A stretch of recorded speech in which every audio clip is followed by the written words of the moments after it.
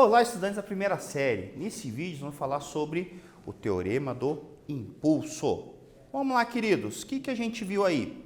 A gente sabe que para determinar o impulso nós precisamos definir algumas coisinhas antes. Entre elas, a famosa quantidade de movimento. Então a quantidade de movimento, meus queridos, ela é uma propriedade do corpo em questão. E ela é dada pela multiplicação, ou seja, o produto de uma propriedade intrínseca dela, ou seja, a massa, uma propriedade escalar, uma grandeza escalar, com uma grandeza vetorial chamada de velocidade. Ou seja, a quantidade de movimento é igual a massa vezes a velocidade de um corpito. Queridos, o que é o impulso, né? O impulso, então, ele está relacionado com uma força. Ou seja, toda vez que houver uma variação na quantidade de movimento, é preciso a atuação de um impulso, que a gente representa pela letra I, certo?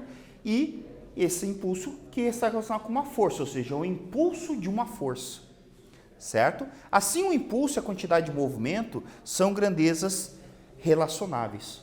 Ou seja, meus queridos, o impulso, ele está relacionado com a quantidade de movimento, mas está relacionado através de uma variação, através de uma relação matemática, inclusive, entre elas, e também nós podemos definir como impulso relacionado com o conceito de força.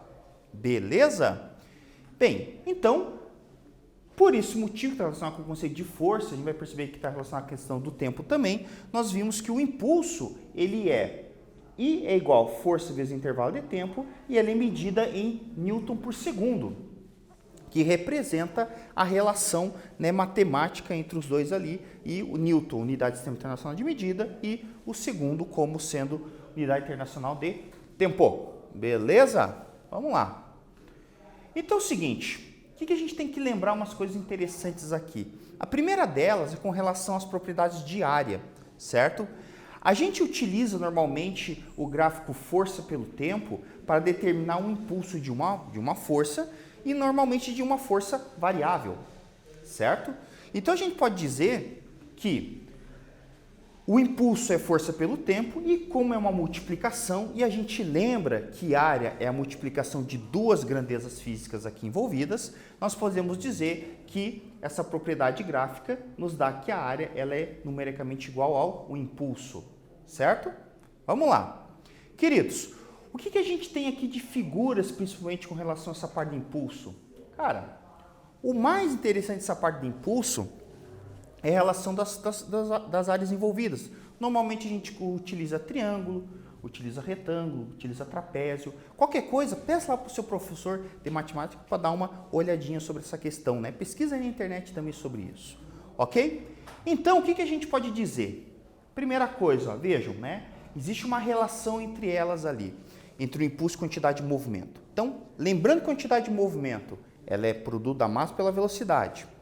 A gente tem que lembrar do conceito de força. O que é a força, afinal? É aquela grandeza física que promove mudança na velocidade, mudança na quantidade de movimento. A gente vai entender isso um pouquinho mais, certo? Ela é capaz de mudar a velocidade. E eu posso dizer que o impulso, como a gente já definiu, é o produto da massa pela velocidade.